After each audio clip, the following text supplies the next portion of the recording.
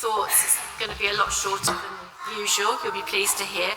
But if you're not of a mind to listen, or if you find it easier to do something with your hands while you're listening, there are on the front 4 tables some kind of crown templates, golden crown templates, and jewels and decorations that you can make your own crown. And if you do, we'd love to see it after I've finished talking. So please do feel free to make your own kingly crown, especially if it's going to look like King Charles's. So when we think about Palm Sunday, we say, as I've said already before, we think about palm branches waving as Jesus enters Jerusalem, because of course the clue is in the name, isn't it? It's Palm Sunday. But today I wanted to reflect on something else that's in this passage, the choice of the donkey.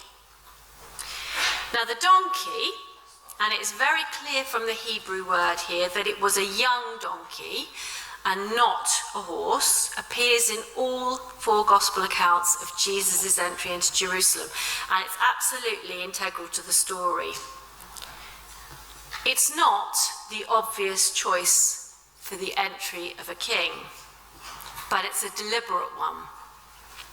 And by asking his disciples to bring this young, unridden colt for him to ride into Jerusalem, Jesus was intentionally fulfilling a prophecy from around 500 years beforehand from Zechariah, where it says, "Rejoice, O people of Zion, shout in triumph, O people of Jerusalem. Look, your king is coming to you. He is righteous and victorious, yet he is humble, riding on a donkey, riding on a donkey's colt." And Jesus' disciples and his followers would clearly have understood this reference from Zechariah. And as they reached the top of the Mount of Olives towards the end of their pilgrimage, because they were going up to the Passover in Jerusalem, they would have known that this implied that Jesus was declaring himself as their king. We can only kind of get a little bit of their anticipation as they lay down their cloaks in front of him, singing the words from from Psalm 118. We already heard some of those words today. Blessed is the King who comes in the name of the Lord. And taking their inspiration from the same psalm, they would have plucked the new spring growth that was all around them of these lush palm trees, and it says that they, with boughs in hand, they would have joined the festal procession up to the horns of the altar. So they would have been waving them as they went up towards the altar of the temple. Now, obviously, there wasn't the same degree of organisation or pageantry that we've seen for King Charles's entrance to Westminster Abbey. But actually, arguably, people would have been more excited at the thought of being freed from Roman occupation, because that's what most of these people would have interpreted this entry as. We know that because the watching Pharisees were really worried about this causing a stir among the ruling authorities, especially in Passover week, when the city would have been absolutely flooded with pilgrims. And they were concerned that these actions could easily have been interpreted as the beginnings of a rebellion. So they tell Jesus to rebuke his disciples. So perhaps it was more like what we'd imagine as a crowd of football fans, or even like a political demonstration. And certainly Jesus' followers thought the same, because they loudly proclaimed his triumphal entry into Jerusalem as their king, the king that had performed many miracles and had, as we've seen in the rest of Luke, because Luke's gospel is all about the upside down kingdom where the least are the greatest and the poor are put first. And even at the beginning of it, Jesus tells us that he has been anointed to proclaim good news to the poor, freedom to the prisoners, and to set the oppressed free, and to proclaim the year of the Lord's favour. But as we know now, the deliberate choice of the donkey colt proclaimed that Jesus wasn't that kind of warrior king. Those kings, like the Roman kings, they came riding on their best possible war horses to demonstrate their power and domination over the peoples that they ruled. So once they had invaded and had conquered different places, they would have rode in but with power to assert their authority. Unfortunately, Jesus' followers, despite the parables, despite the healings, despite his words that the one who is least amongst you is the greatest, they hadn't grasped that this king came in peace to love, to serve, and to give his life as a ransom for all those who would accept him as their king. The choice of the donkey over a horse represented a kingdom of peace and redemption over one of conflict and destruction.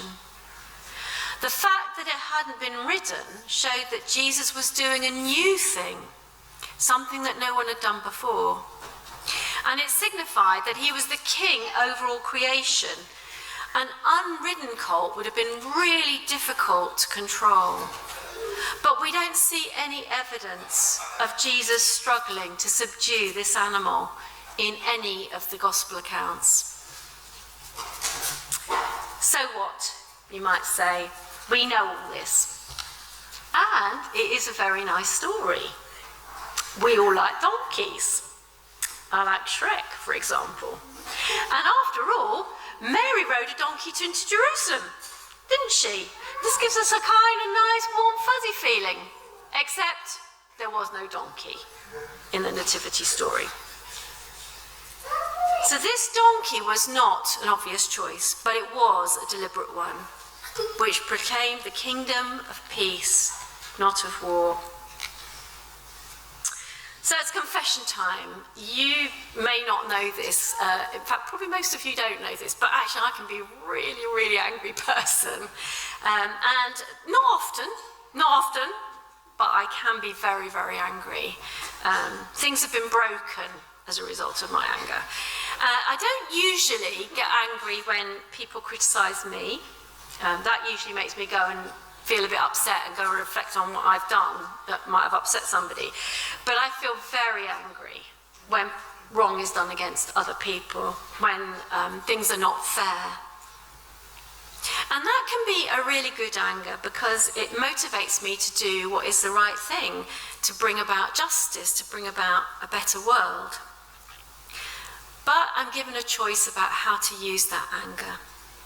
So do I go round to somebody's house and shout at them or scream or throw things, EastEnders style, or do I choose a more subtle method? I'm sad to say that sometimes it is the former, actually.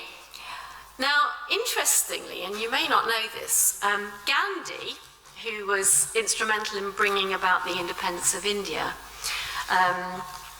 did this not by carrying out violent protests like many of his contemporaries did. There were a lot of rebellions to bring about the independence of India, but he encouraged resistance through non-violent civil disobedience. And he made that deliberate choice, but not perhaps the obvious one, to bring about that justice peacefully. And this is something, as I say, that really surprised me. But apparently, he read the Sermon on the Mount every day. A few weeks ago, Steve challenged us all not to speak badly of anyone for a whole day. And afterwards, I had a chat with someone who's in this room actually, who said, well, that wasn't really that difficult. But actually, the thing that was really difficult was controlling our thoughts about others. And I think that's true. And I think we do need to come before God and ask for him to change our hearts and minds so that we become more like Jesus. Nonetheless, despite the thoughts that we have, the temptations we face, we're all given choices to make about what we say and do. And if we consider this prayerfully, God promises to bless us. There are lots of choices we need to make each day. There's thousands of choices that we make, some of which are not really that important actually, but sometimes choosing correctly is really hard, isn't it? There are lots of Bible verses which, if you look it up, urge us to take the right path, but it's not always very clear what that might be. But as I was thinking about this, I read this from like a devotional earlier this week. So I'm going to read it out to you. I took pictures of it from my phone, so I'm going to hopefully read out to you. And then I think that's quite a reassuring thought. So it says, making decisions is hard. When we attempt to make the perfect decision, we can often find ourselves stuck in indecision. And while we should always prayerfully discern our next steps according to God's word and his way, sometimes we overcomplicate things. In his first letter to the Corinthians, the Apostle Paul was addressing an issue about food, regarding what they should or shouldn't eat. So Paul took some of the pressure off the Christians by saying, so whether you eat or drink, or whatever you do, do it all for the glory of God.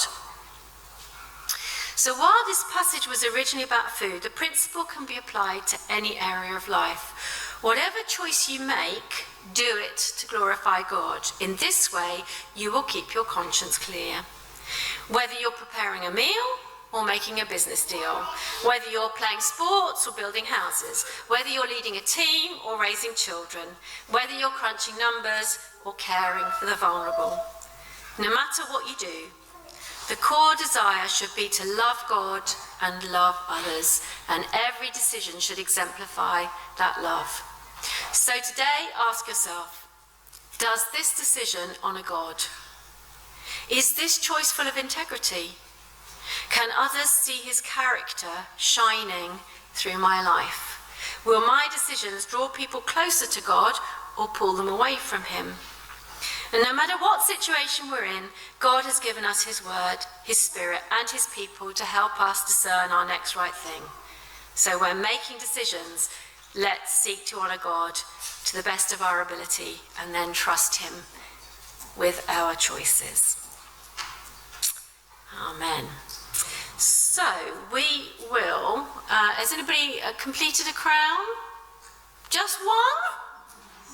Come on up. And let's have a little fashion show then. Fantastic. Are you going to put it on? Have you put any, did you put any jewels? Oh, you have, you put some jewels on it. Fantastic. That is wonderful. Oh, a bit big. Absolutely brilliant. Right, let's give Alfie a round of applause. Wonderful. Now, there is an activity for you to do, because we can't forget that it is Palm Sunday. And in the spirit of Blue Peter, here's one I made earlier. A palm branch. So this is made, so you've got some green paper on your tables. So the idea is that you're going to draw around your hand, your palm of your hand. Oh, that's a bit of a fancy old palm, isn't it? That doesn't look like your hand. So you're going to draw around your palms, and on the palm, what I'd like you to think about is maybe if you've got a choice and you're undecided about something, you've got a decision to make, then it would be good just to write something on that perhaps is about that, so that we can give it to God. And then afterwards, you can either take it home to remind you, or if you just bring it up to the front here. I'm going to eventually put all of these in here, and I'm going to put them in the prayer room, actually, so that we can have our own palm tree, if you like, of decisions and choices. So shall we say about 5 minutes or whatever before we sing another song and come